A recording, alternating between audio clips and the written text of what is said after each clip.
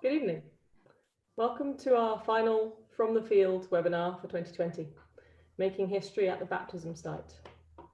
Before we start, I would just like to run through a couple of admin points. So the webinar is being recorded and will be available on our website next week. Please do ask questions using the Q&A section at the bottom of the screen, and you can choose to ask anonymously should you wish. We'll endeavour to answer as many questions as possible, but if we run out of time, we will follow up with you next week. And I'd just like to start by introducing our panel. We have Ronan Shimoni, who is Halo's Programme Manager in the West Bank and has led the team there since 2011. Good evening, Ronan.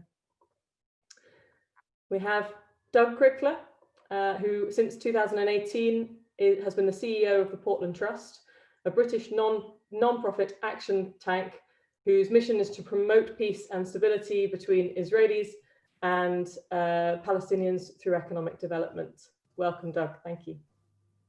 And Father Roman, who is the head of the Russian Ecclesiastical Mission of the Russian Church abroad. Good evening, Father. Thank you for joining us. Both Doug and Father Roman have supported this programme from the start. So thank you both for joining us and giving us your time this evening. I'd like to start by giving a bit of an overview of the project before we go into our Q&A. After the Six-Day War in 1967, the border between the West Bank and Jordan was heavily mined. Towards the end of the 1960s, the baptism site was booby-trapped to prevent Palestinians crossing over from Jordan. This included the churches and compounds of 8 Christian faiths at the site of the baptism of Christ, known as Casa al-Yahud, the Castle of the Jews. For over 5 decades, no worshippers could enter the churches, and the clergy had to stay away from them as their buildings decayed. Halo has been working with the Israeli National Mine Action Authority and the Palestinian Mine Action Center to clear landmines in the West Bank since 2011. The idea to clear the baptism site, besides Halo's main mission to clear the Jordanian-laid minefield in the West Bank, was first discussed with both mine action authorities in 2015. On the 16th of April 2020, after 25 months, we completed the clearance of the baptism site, an area the size of 56 football pitches. On the 23rd of April, the land was declared free of mines and booby traps. The site now can be refurbished to serve the hundreds of thousands of pilgrims and visitors who visit the baptism site every year. We now have a short video about the project, and it's just over a minute long, so if you have any issues viewing the video, please stay with us, and after that we'll be turning to our panelists for some questions.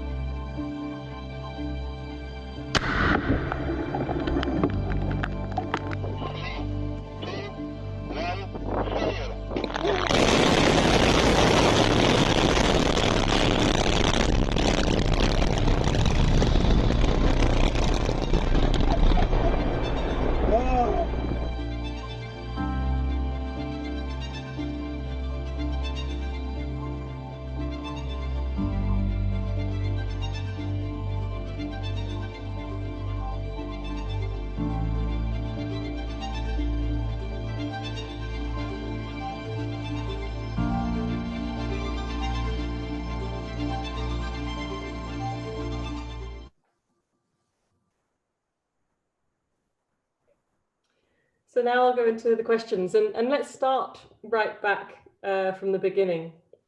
So there were lots of different parties that needed to be united behind the project in order for Halo to start clearing landmines.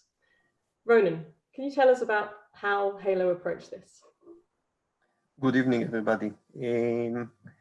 The project was first discussed, as it was described, in 2015 with both mine action authorities. Halo knew that the site is closed because of mines and booby traps which were laid by the Israeli military in the late 60s. We understood that the site is extremely sensitive for the Christians and for the Muslims and the Jewish who live in the region, and for all religions. And therefore we understood that we need to build the support to involve all parties, which are the 8 churches who are based in Jerusalem. We needed to get the place of the Palestinian Authority, the government of Israel, and of course the government of Jordan. It took us almost 2.5 years to grant the approval from all the involved parties and to convince that Halo's interest is humanitarian, is to clear the landmines and to hand it back to the churches, and then of course to walk away and to allow to the others to develop the site for the future. Thank you, Ronan. And now, Father Roman, to you. Why was it important for your church to support this work, and why did you agree to collaborate with Halo? Well, it's sort of an obvious question. Of course, we would love to have access to our properties again after 50 years, which most of the people probably listening weren't even born yet. So first of all, but also to support them because, and with thanks, because who else can do it, and how else could it be done? This is on such a high level, and politically and emotionally and amongst religions and countries and so on and so forth, that Halo, along with the different government heads and stuff, were able to push this through. And so the churches are very, very thankful for all this. So that now that we can go to our properties now and we could develop them into what they were meant to be, a place to welcome pilgrims to the River Jordan. Thank you, Father Roman. And that's such an important point. It's obviously a site of great significance for so many people of all different faiths. So Doug, perhaps you could reflect on the wider importance of this. Sure. Well, first of all, thank you very much for inviting me. It's a real pleasure to be here. And I just want to start by paying tribute to the Halo Trust, and in particular to Ronen. I had the privilege of visiting the site at the end of last year and was Ronen's guest. And it was, I have to say, an inspiring and somewhat humbling experience actually to see the mine clearing in operation with Ronen's team from Romania, I believe, if I remember correctly. So it was a real, as I say, a privilege to see the site in clearance. And as you say, in addition, obviously, to its significance for the Christian denominations, it is a site of major significance to all of the 3 monotheistic faiths. It's the site where Joshua and the Israelites crossed into the land of Canaan following their exodus from Egypt. It's in sight of Mount Nebo, just on the other side in Jordan, which is the mountain that Moses climbed, and from where he was able to view the land of Canaan, having been forbidden by God from entering the promised land. And it's also, incidentally, the site where the prophet Elijah ascended to heaven. Elijah obviously is also a prophet revered by Jews, Christians, and Muslims alike. So it really is the center in many ways of importance for the 3 main religions. But I would say that it's a site of significance not just for its religious and spiritual importance, which obviously is fundamental, but also has the potential to be of great benefit for peoples of all faiths who live in the region. The 600,000 or so residents of the Jordan Valley, but the many millions of Palestinians, Israelis, and Jordanians who live in the region and who stand to benefit from the result of the mine clearing activity and the development of the site in terms of economic, cultural, environmental outcomes. And I look forward to discussing that in a little bit more detail as we go forward. Thanks, Doug. Ronan, I'll come back to you, and I'm just wondering if you could talk about some of the challenges that the team faced while we were clearing the churches. I think that it's, for one hand, this is what Hello does every day worldwide in 26 countries. We clear landmines, anti-personnel and anti-tank mines. But on the other hand, we had the churches and the compounds, which we didn't receive for them information from the Israeli military. Actually, there was no information, no record for what was laid in place in the churches. We knew about the 4 mine lines, which were stretched along the site in the valley floor.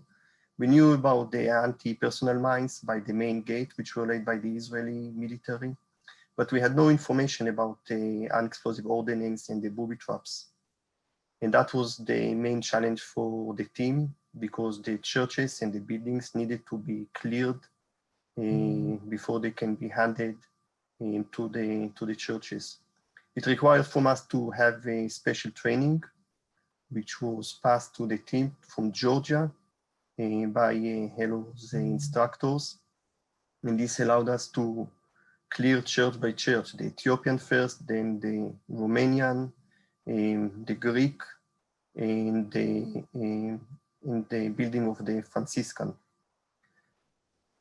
We combined their several clearance methods. From one hand, we deployed their machines, armored excavators, and we screened the soil and we could locate the anti-personnel mines.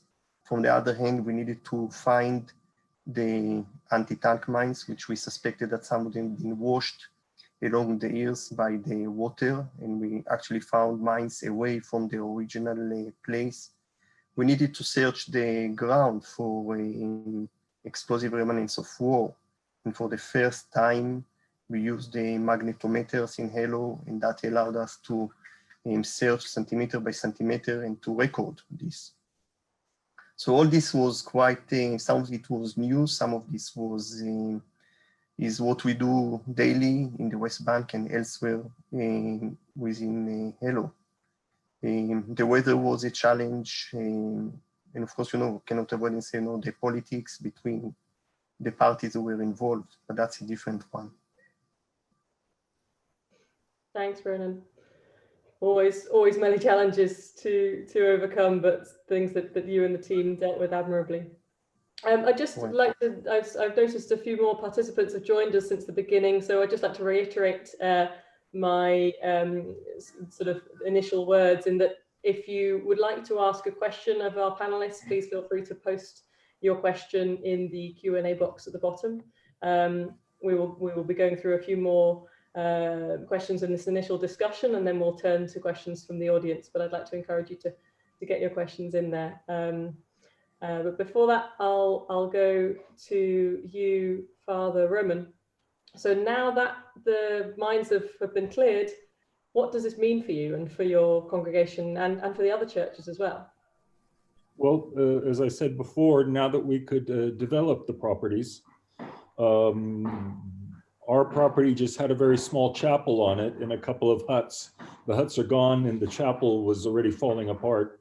The Romanian church had a beautiful church with frescoes that you saw in the movies, but it's seriously damaged. But now we could develop these places, build chapels and places of worship, and also places where pilgrims can stop and not only pray, but also rest and also prepared to go to the River Jordan, where they could go into the river itself, which is a 10-15 minute walk from there, or they could just drive, depending which property you go. Some are closer, some are farther. But the important thing is that each religion, each faith, when the pilgrims come, they can go to their faith's place where they feel at home, where their prayer is very comfortable, and then they can go farther and then go into the river at the main place. Unfortunately, the river is closed to all our sites. We have to go to the main site. 50 years ago, it was open and you could just go straight to the river from the churches, but now it's different. Thank you, Father. And finally, Doug, how did the Portland Trust hear about this project and the baptism site? And are you hoping to get involved in the development? What are your visions for the site and the wider region? Well, thank you. We first heard about it, interestingly, in a conversation that President Rivlin of Israel had with the chairman of the Portland Trust, Sir Ronald Cohen, where the president shared his vision for the site and for its redevelopment post the mine clearance as a site that would be for the benefit of the Christian denominations, as we've heard, that have their presence on the site. But more than that, to be the coming together, a meeting point of faiths in general, a symbol, if you like, of what's possible, not just at the site, but more broadly in the region. And I think President Rivlin very much is committed to that vision. So he approached the Portland Trust. Since 2003, we've been very active, as you said, in promoting economic development, which we see as a fundamental element of what we hope will go on to become a sustainable peace between Israelis and Palestinians, and more broadly in the region. And this sense of economic development, growth, opportunity, we do think is a fundamental requirement. So yes, we're very excited at the prospect of being able to help develop the vision for the redevelopment of the site. At its heart, facilitating the significant growth of Christian pilgrimage, but at the same time improving the economic, social, environmental outcomes, as I said before, for Israel, Jordan, and Palestine, and through connecting both sides of the river, the Israeli-Palestinian side with the Jordanian side, and generating the opportunity that brings with it. So in a sense, you ask about what the vision is. So just really quickly to give some thoughts of that.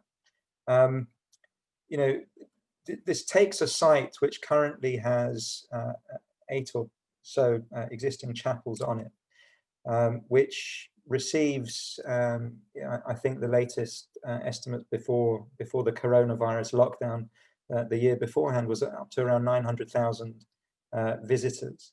And to transform that into a site that's developed and has the capacity to welcome 2, 3, 4 million visitors a year, but to do so in a way that's very much in keeping with the nature of what the site should be. So ultimately to become a beacon of sustainable tourism that's in keeping with the spiritual significance of the site, building capacity and opportunity amongst the local communities in Jericho, which is adjacent to the site, and beyond. And it takes the form, if you like, in our vision of what it looks like. At the heart would be the renovated and refurbished pilgrim chapels, each done with the respective church denomination for each chapel. But beyond that, you would then develop potentially facilities for pilgrim visits. That would be guest houses, refectories. But again, we're not talking about large commercial hotels.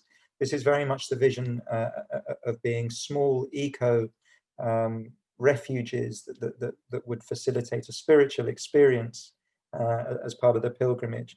You might have conference facilities that would provide social spaces or interfaith spaces and opportunities for gatherings and conferences of different faiths.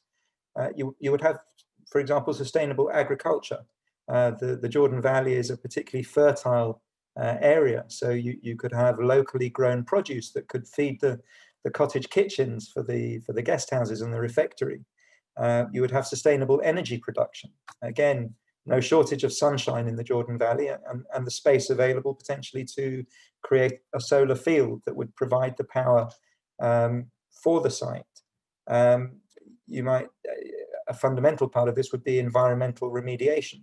So the Jordan River itself, unfortunately, over the years has become somewhat polluted. Part of this scheme would see that the cleansing of the river in partnership with other organizations that are focused very much on the environment. And you might have sustainable waste management. So the waste would be used to generate further energy, etc., for the site. So the vision really is one of creating something which is sustainable, inspiring, in keeping with what the site really represents as the heart of a spiritual, immersive pilgrimage experience. But through that, which would, as I said before, have the capacity to really kickstart and catalyze major economic growth and opportunity for the peoples of the region and who live there. And just to give a couple of numbers, and I'll finish with that. If you were to grow the annual visits to around 2.5 million visitors each year, that would generate, we calculate and high level numbers, but something in the region of $230 million every year in both direct and indirect revenue that would be generated from that, and creating something in the region of around 9,000 or so direct and indirect jobs, both directly within the site, but also in the wider tourism and service industry that would be required to support that development. So it's a big vision. Would obviously take some time to initiate and complete, but something that I think is really very, very exciting. Thanks, Doug. It's clearly got huge potential, and those numbers are, as you say, quite exciting. I'll now turn to questions from the audience. So thank you very much, and please feel free to post in more questions to our panelists. I'll start with the first question, which is from the Very Reverend Dr. Derek Browning, who is the former moderator of the Church of Scotland. So thank you very much. And he says, I had the privilege to visit the site on the Israel-Palestinian side and the Jordanian side of the river in 2018. Has there been any discussion with the Jordanians about how the two sides of the baptismal site might work together, appreciating this may create some diplomatic challenges? Doug, I don't know if you want to kick off on this one, as it sort of relates to what you were just saying. I mean, the short answer is yes. There have been conversations, and again, part of the schematic that we've started to sketch out of what would go on to become a master plan actually contains, makes provision for a bridge that would actually connect the two sides. At the moment, there's no crossing. The river itself actually represents the border between Israel-Palestine on the one side and Jordan on the other. And there's a rope that runs up the center of the river that prevents anyone crossing. But so the vision is that there would be a bridge or two bridges, perhaps one at either end, that would enable people to cross. And the success of this ultimately would be in enabling people, visitors, pilgrims, tourists, general tourists, who approach the site from either side to cross over and then go further into the other side. So visitors from Jordan who maybe would spend some time visiting the sites, Petra, Madaba, in Jordan, may cross over, spend some time at the baptism site, and then go on to visit Bethlehem or Jerusalem or wherever in Israel.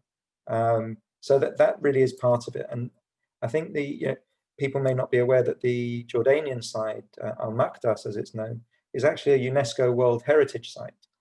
So the opportunity to create, to connect the two, and actually to broaden this UNESCO World Heritage Site, I think is significant. So I think in principle, the parties are very interested in this. They see the benefit economically and culturally.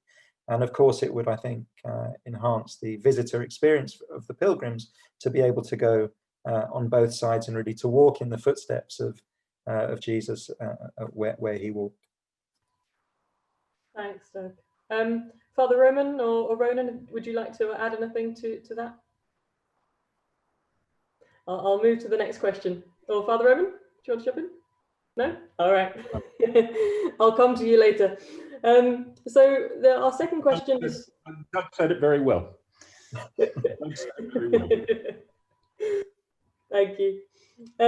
Our second question is from Roddy McRae, who says, what was the total cost of the project?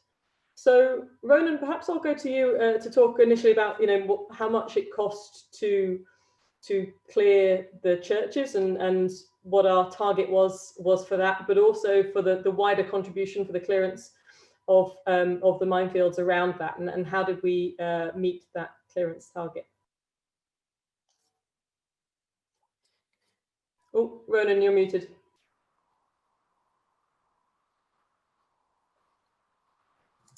Yeah, sorry.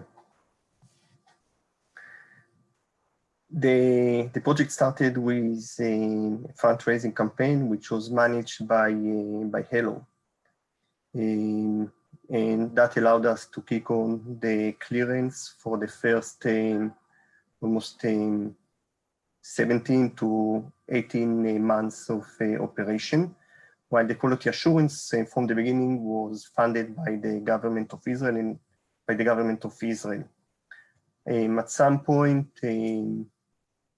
the government of Israel supported also the clearance when no enough donations were received. In total, the project cost around $3 million,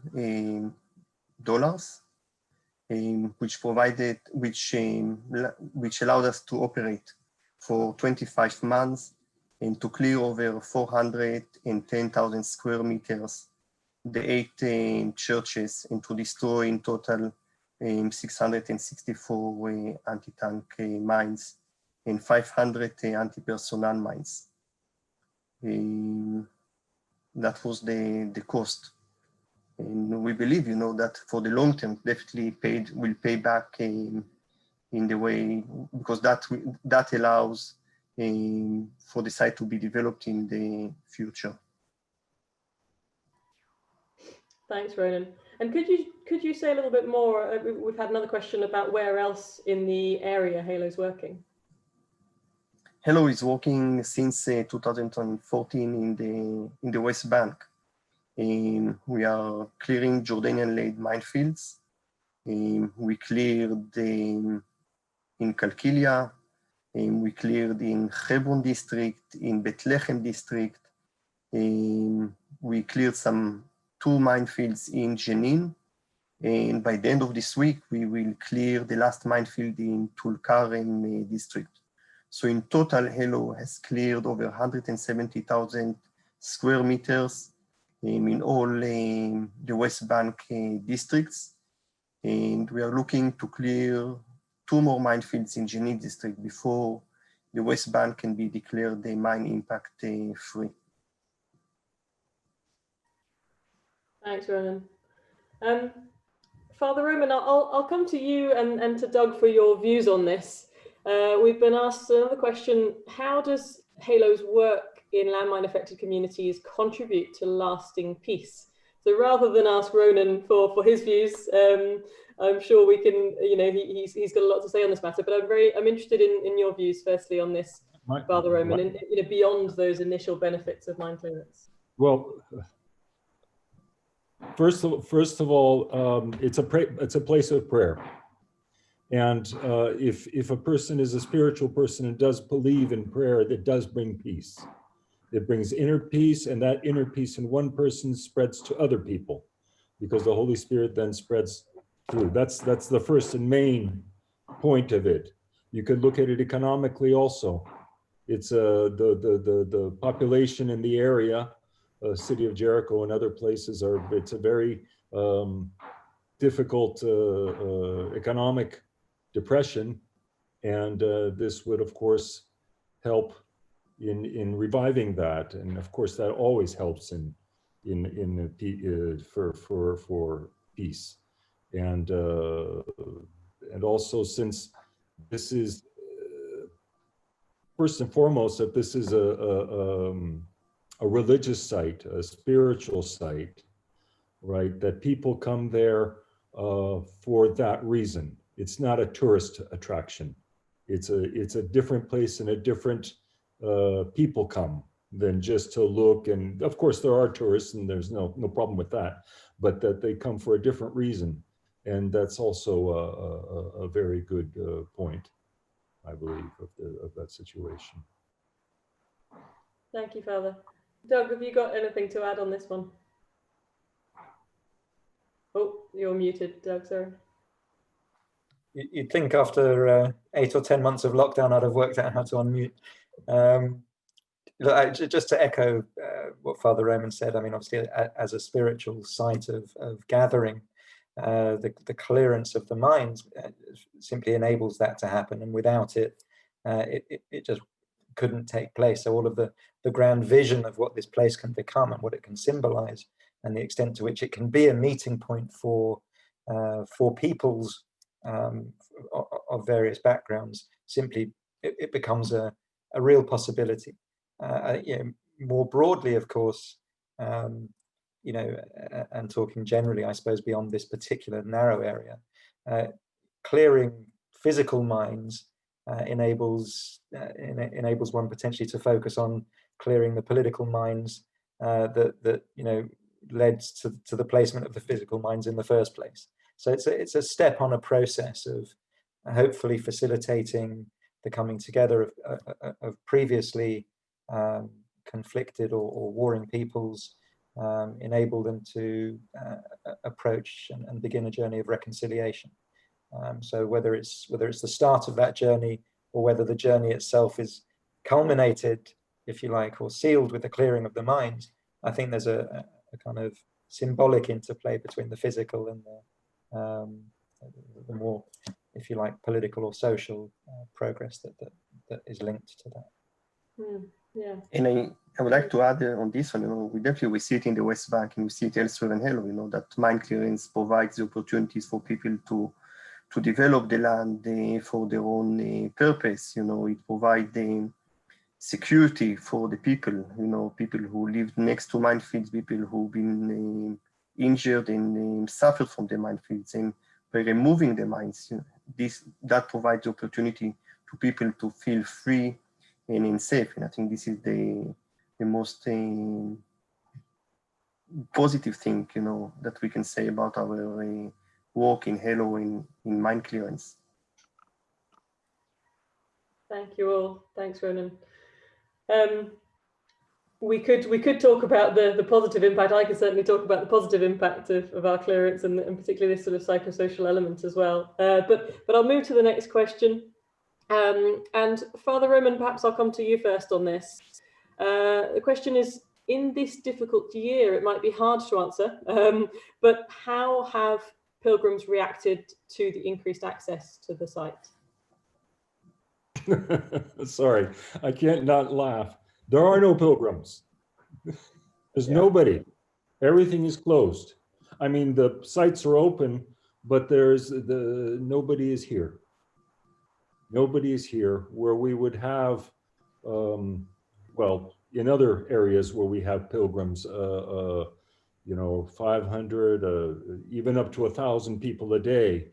We're lucky if we have 5. It's a very real situation with the lockdowns and of course it's hard for everyone. I would imagine it's hard for the governments also, because much of their money is from tourism and pilgrimage coming to the Holy Land. So that's very difficult, of course. And of course, with less pilgrims coming or no pilgrims coming, of course, there's a reality check. It hurts financially, so it's difficult all around. But we're waiting for this to clear. This whole coronavirus situation. God willing, it will clear up soon, in the next months. Hopefully not longer. but that's already in God's hands. But that things will come back to normal, and then we could continue where we were a year ago. Perhaps Then we could start working and developing the place. Yeah. But, I mean, maybe I could just sort of chip in. Sorry, Camille. Please play Carry up. on. I was just going to say that, you know, if we press pause and rewind to this time last year when I, as I say, had the opportunity to visit, there had already been significant clearance of mines, and the site was already operational, albeit it hadn't been fully cleared. But there is the main area of pilgrimage where people can come and perform the ablution and immersion in the river. And on the day that I was there was a bus of pilgrims from Taiwan. There was another bus of pilgrims from Cameroon. There was a bus from the USA. So, you know, already it was clear that people from around the world are taking advantage of the opportunity to visit. And, you know, there was just a sense of joy and, you know, praise, if you like, at being able to visit and participate in the experience. So, and that was a year ago, whilst there were still mine clearing operations taking place elsewhere on the site. So I imagine, as Father Roman says, that, you know, please God, when circumstances allow, that the gates will open, as it were, and people will take advantage of the opportunity to visit. And perhaps to sort of project to that time when we're allowed to and the travel restrictions are eased. Obviously, it's been a very high profile. It's a very high profile area, and this project's been very high profile. Doug, you mentioned that President Rivlin's role in this, and that it was something that he's discussed personally with the Pope. So, what are the plans to celebrate the completion of the clearance and to celebrate the access to the sites when conditions allow? Are there plans in the works? Who would like to start with that?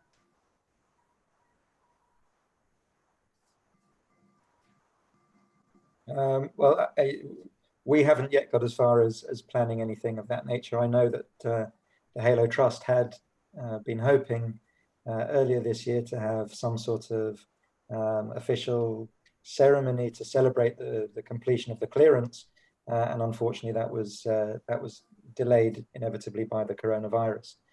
So I suspect that, circumstances allowing, it really is something that should be celebrated, and I hope that will come to pass.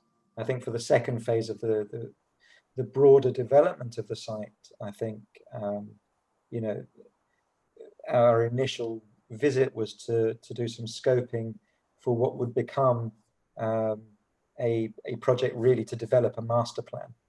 And you know, the development of the master plan would then lead to the commencement of the whole process around the development of the infrastructure, and that itself is a long process. So, you know, I think one would, you know, like to move as quickly as possible, but you know, I don't think we'll be celebrating the completion of the redevelopment for a little while. But certainly, it would be good to celebrate the completion of the clearance of the mines. Ronan, have you got anything to add to that? Oh, you know, the team had a small party. We had a cake at the site, and we handed back the key, you know, an actual key, which we kept with us for 25 months, and allowed us to get there early in the morning because the site is located inside the closed military area. It is a bit disappointing from our perspective that this year, you know, the first year after the first Christmas after clearance is completed, the tourists cannot get in and cannot enjoy from the site. But last year, you know, we had the honor to allow some of the church, the head of churches, to visit their property for the first site. And, you know, Father Roman visited, the head of the Romanian and Ethiopian church visited their churches for the first time. The Costos, after the Epiphany, was allowed to get into the property of the Franciscan order. But, you know, hopefully next year the site will be busy again with the hundreds of buses. Last year, just to understand the scale of the number of tourists. Last year on the Epiphany, over 10,000 people came in one day to the site. I believe it won't be this year, but let's hope next year the situation will be different.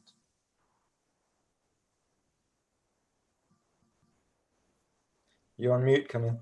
Oh, apologies, I've done it as well. We're all victim to it. Father Roman, I was just saying, is there anything that you'd like to add? Is there anything that your church would like to do to celebrate the clearance? Well, I would happy to join anybody that's going to have a celebration, but I would like to say thank you very much to Halo Trust, and especially to Ronan, who put so much into this work and job that was successfully done. And it's unfortunate that we can't celebrate it yet, but hopefully next year, in the coming year, we can do that, and then we could all meet at the baptismal site and maybe have I don't know, a glass of champagne or something. Thanks. I'm sure we will. I'm sure we will sometime soon. We have a question here from Arno Lohmann, who said, looking back, what might we do or approach differently if we were to start again on the project? So Ronan, perhaps I'll come to you on this first. Oh.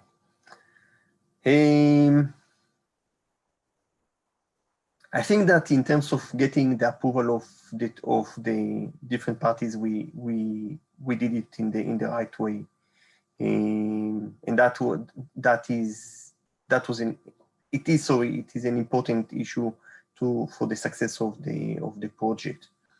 I have to say that as clearance progressed and the team gathered the experience and got to understand how the mines were laid and what we can suspect for, the clearance actually progressed faster, while we still continue to keep, of course, our safety regulations. I cannot think, I gave a thought about it to this issue, and I don't think that we would have done something different.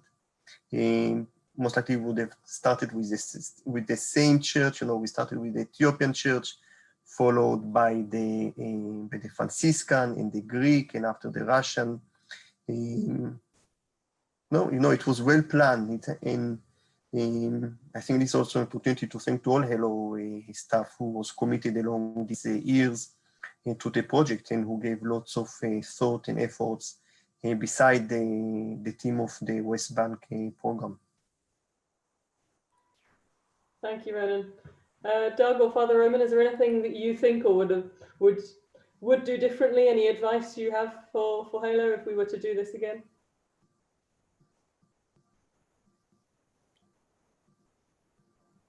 I think it was all done fine. I didn't see all the dirty background things, not dirty, but all the conversations, which I'm sure were not easy, concerning all the different parties. So, but as far as I'm concerned, it was done very well and very calmly, and again, hats off to Halo Trust and all the people that were involved. And I echo that, absolutely. Thank you all. We might be getting to the point of wrapping up, and I'm just wondering if any of you have any final remarks or final words to add. It feels like we're in a good position of looking forward to being able to celebrate the clearance, looking forward to being able to initiate the development, and particularly for the Pilgrims to return and see that benefit, which is fantastic. But any final remarks from any of you? Doug? Well, really just again to reiterate my admiration for the work of the Halo Trust and what you've been able to achieve in getting to this point. That there are no guarantees about what comes next. As I said before, fraught with challenges and sensitivities, but the vision is there, and simply being able to have that vision and to consider and to investigate what might be possible is really only thanks to your having brought it to this point. So whatever comes next, celebrate the achievement to get to this point. Thank you, Doug. Ronan, any final remarks from you? No, I think we did it. We did it as an organization and as a team, and it's a great feeling among all involved that Hello did it and completed it, because we know that there were efforts to clear the site in the past, and these efforts have never been moved into actual action. It required lots of patience from all of us, but also to believe in the mission. And with the support of everybody, we did it. Hello, and the churches and the governments, and everybody allowed it to happen. And it's, I think it's a unique site, and it's not a regular minefield. But I think it's the spirit of the organization that allowed it to be done. Thanks. And Father Roman? I think it's keep on going ahead. Just keep on going ahead in the same spirit, and God help everybody. Thank you, Father. It's a huge success story, and we're really pleased that you could all join us here this evening for this discussion. So finally, I'd like to thank once again Father Roman, Doug, and Ronan for such an interesting discussion, and for all of you for attending and your questions and comments. And finally, we'd like to thank all of our donors, because without you, these churches would still be standing empty. And finally, there are many more people throughout the world who need our help. And please help us by giving the gift of hope this Giving Tuesday. Thank you all, and have a good evening. Bye. Thank you very much. Toda. Thank you. Bye-bye. Bye-bye. Good night.